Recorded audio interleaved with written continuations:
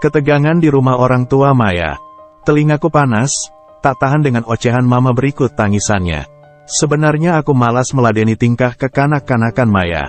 Pasalnya bukan sekali saja Maya minggat, balik ke rumah orang tuanya tanpa pamit setiap kali aku tak menuruti keinginannya. Dengan hati kesal kulajukan mobil ke rumah orang tua Maya. Sebenarnya yang paling kupikirkan hanya tentang Inara. Putri kecilku itu paling sayang padaku. Inara bakalan rewel sepanjang hari kalau jauh dariku. Aku tak suka Maya melibatkan Inara dalam masalah rumah tangga kami. Seperti yang kuduga, dari luar rumah orang tua Maya ku dengar lengkingan tangis Inara begitu mobilku sampai. Dengan langkah gemas ku bunyikan bel rumah. Wajah masam Mama Maya menyambut kedatanganku di depan pintu gerbang. Tatapan wanita itu menjelaskan semuanya meski aku tak bertanya. Pasti putrinya mengadu dari A sampai Z tentang kegetiran hatinya terhadapku. Izinkan saya masuk menemui Maya, Ma. Saya harus bicara dengannya. Tatapan ragu menyelimuti wajah wanita itu. Tak urung dibukanya juga pintu gerbang buatku. Terima kasih, Ma. Ucapku lantas buru-buru masuk. Berhenti nangis. Mama capek, Inara. Terdengar bentakan Maya begitu kakiku menapak lantai ruang keluarga. Mataku terbelalak. Hatiku panas begitu kulihat Maya mencubit paha Inara, demi melampiaskan kesalnya. Hentikan, Mei, jangan sakiti putriku, Papa. Terdengar teriakan Inara yang tengah meronta dalam pelukan Maya, begitu bocah perempuan itu melihat kedatanganku. Tangisannya perlahan mereda, berganti dengan sesenggukan kecil. Hatiku meleleh melihat kedua mata dan pipi montok Inara basah dibanjiri air mata.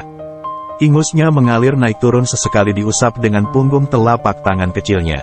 Maya berbalik seraya menatap penuh amarah padaku. Dilepas Inara dari genggamannya, bocah perempuan itu berlari menghampiriku dengan sesenggukan. Inara memelukku erat, disembunyikan wajah penuh ingus dan air matanya di dadaku. Ketarik napas panjang sembari membalas tatapan amarah Maya. Kamu boleh marah padaku, tapi jangan sekali-kali kamu siksa putriku demi melampiaskan rasa kesalmu padaku, Mei. Inara putriku, aku yang mengandung dan yang melahirkannya dengan susah payah. Aku berhak atas anakku. Gak usah Mas sok mau ikut campur seolah Mas ini papa yang baik buat Inara. Mas mau buat Inara punya penilaian buruk tentang aku sementara Mas itu papa heroik. Begitu, selesaikan saja masalahmu dengan Ratna, Mas. Perempuan itu penyebab masalah dalam rumah tangga kita. Aku nggak akan begini kalau sikapmu nggak pelin-pelan sama aku. Mas buat aku kecewa. Ceceran rasa marah bercampur kesal meluncur tanpa jeda dari bibir Maya. Di satu titik ada terselip sebuah penyesalan dalam hati. Kenapa dulu kuladeni godaannya? Andai 2 tahun lalu isi kepalaku waras, tentu hari ini aku menikmati rumah tangga yang bahagia bersama Ratna, bukan dengan Maya. Kemas pakaianmu dan Inara. Kita balik rumah sekarang, perintahku. Kutatap tajam mata Maya, tanda dia harus tunduk, apa kataku. Maya tahu aku tak suka dibantah, tapi kali ini perempuan itu terlihat acuh tak acuh. Sikapnya makin mencabar emosiku. Ku dengar dengusan sinisnya. Maya membuang wajahnya ke tempat lain demi menghindar dari kediktatoran sikapku. Aku nggak mau pulang sebelum Mas ceraikan Ratna dan meresmikan hubungan kita. Apa Mas gak kasihan sama aku dan Inara? Sikapmu yang sok penyayang sama putrimu itu berbanding terbalik dengan apa yang ada dalam isi kepalamu, Mas. Aku tahu Mas enggan melepas Ratna bukan? Aku ingin berkata kasar, tapi ku tahan. Aku tak ingin melukai hati orang tua Maya yang kini berdiri dari kejauhan mendengar pertengkaran kami. Bisa kulihat merahnya wajah Papa dan Mama Maya. Aku tahu mereka menahan diri untuk tidak ikut campur dalam urusanku saat ini dengan putri mereka. Aku ini suamimu, Mei. Kepala rumah tanggamu. Kalau kamu gak nurut apa kataku lantas apa gunanya aku? Mau jadi apa rumah tangga kita ini kalau kamu selalu melawan suamimu ini? Ketegasanku membuat wajah Maya tambah cemberut. Perempuan yang selalu sukses menyenangkan aku di ranjang itu kini berbalik marah melawan ketegasanku. Mas gak adil. Mas gak peduli sama perasaanku. Mas maunya aku menurut tapi Mas gak pernah peduli sama perasaanku. Bagaimana bisa kamu bilang aku gak adil, Mei? Aku dan keluargaku mengakui keberadaanmu berikut Inara. Aku tak pernah satu hari pun mengabaikan semua kebutuhan lahir dan batinmu berikut semua keperluan Inara dan keluargamu. Aku bahkan sampai tega menyingkirkan Ratna dari rumah yang harusnya jadi tempat berteduhnya demi kamu dan Inara. Masih kamu bilang aku nggak adil. Punya hati nggak sih kamu, Mei? Ucapan berbau kemarahan tanpa sensor mengalir deras dari mulutku. Aku tak peduli lagi. Maya yang jual keributan, aku beli. Dia pikir aku bakal diam saja ditindas begini. Aku bukan tipikal suami tunduk di bawah kaki istri. Suasana ruang keluarga sejenak menjadi lengang. Hanya tangisan Inara yang kini mewarnai isi ruangan. Bocah perempuan itu ketakutan melihat keributan antara kami. Ucapan kerasku membuat Maya bungkam, masih dengan raut wajah protes. Sementara kedua orang tuanya diam tertunduk, mungkin tertohok dengan ucapanku. Aku tak peduli. Putri mereka membuatku kesal. Mei, cukup. Kemas pakaianmu dan Inara. Pulanglah bersama suamimu. Bicarakan masalah kalian baik-baik. Kasihan Inara. Jangan hidup terpisah-pisah. Nggak baik, putus papa Maya yang sedari tadi hanya diam. Betul apa kata papamu, Mei. Jangan turuti emosimu. Kasihan Inara. Mama yakin Darwin akan berlaku adil padamu. Soal Ratna biar suamimu yang putuskan bagaimananya, Mei. Sebagai istri nurut saja apa kata suamimu. Darwin itu kepala rumah tanggamu. Mama yakin Darwin gak bakal mencelakakan hidupmu dan Inara. Sambung Mama Maya pada putrinya sembari melirikku. Nasihat keduanya membuat hatiku sedikit bongah berikut lega.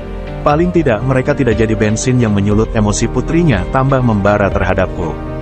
Memang seharusnya begitu. Kalau mau dibanding-bandingkan, mana ada menantu yang sebaik diriku. Setiap bulan kupastikan cukup jatah bulanan mereka tanpa Maya harus mengingatkan aku. Rumah, mobil apapun yang sekiranya mereka butuh dan apa yang Maya minta untuk keperluan mereka tak pernah kubantah. Aku mampu memenuhi apa yang jadi kebutuhan mereka. Sebagai timbal baliknya, aku cuma mau istriku menurut dan menghargai apa kataku. Sesimple itu. Kamu dengarkan apa yang mama dan papamu bilang barusan. Aku tunggu kamu di mobil. Gara-gara tingkah kekanak-kanakanmu ini aku harus tangguhkan semua meeting pentingku hari ini. Aku bisa kehilangan tender miliaran, Mei. Kamu tahu itu? Rutukku sebelum berpamitan pada kedua orang tua Maya lalu membawa Inara masuk ke dalam mobil. Sudut mataku melihat kedua orang tua Maya tergopoh-gopoh membantu putri mereka berkemas. Satu persatu tas barang milik Maya dan Inara mereka masukkan ke bagasi mobilku. Maafkan putri kami ya, nak. Semua yang terjadi hanyalah akibat dari rasa takut kehilanganmu. Maya sangat mencintai kamu. Tolong bersabarlah sama putri mama. Mungkin salah kami juga yang terlalu memanjakan dan menuruti semua kehendak Maya sejak dia masih kecil. Maklum, Maya itu putri kami satu-satunya yang kami dapatkan dengan susah payah. Kata Mama Maya padaku sebelum putrinya keluar dari dalam rumah membawa tas barang terakhirnya. Aku hanya menarik napas panjang. Tak menjawab himbauan wanita itu. Jujur saja aku benci harus bertimbang rasa sementara aku berada di pihak yang banyak dituntut harus begini dan begitu. Beda saat aku bersama Ratna. Aku merasa bebas menentukan sikap. Aku tak perlu memakai topeng di hadapan Ratna. Perempuan itu membiarkan aku jadi diriku sendiri. Hanya saja aku kebablasan dengan semua kebebasan yang diberinya. Aku jadi manusia yang tak tahu diri. Pada akhirnya aku menodai pernikahan suci kami dengan melibatkan Maya di dalamnya. Kini baru kurasakan pusingnya hidup bersama dua orang wanita. Aku ingin bebas dari semua masalah yang merungsingkan hati dan isi kepalaku. Namun tak semudah itu karena sudah ada putri kesayanganku, Inara, dan ada kemungkinan bocah laki-laki yang bersama Ratna itu adalah putraku juga. Sepanjang perjalanan menuju rumah kami hanya diam. Inara capek menangis kini tertidur nyenyak di pelukan Maya. Sesekali kulirik wajah cemberut Maya. Kalau kupikir lagi entah setan apa yang dulu merasuki jiwa sampai aku bisa kepincut membawa Maya berjumpa dengan Mama. Dengan bangganya aku dan Maya memberitahu kalau Mama bakal bergelar jadi seorang nenek.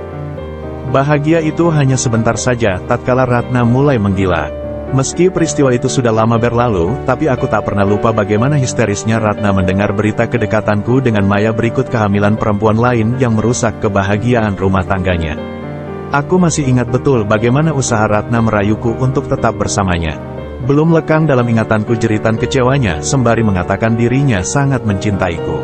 Helaan napas panjang membuat Maya melirik padaku. Kutilik ada rasa bersalah di raut wajahnya, begitu mendapati diriku hanya diam sepanjang perjalanan pulang. Mas, jawabku tak berselera tanpa menoleh padanya. Maafkan aku, ucap Maya.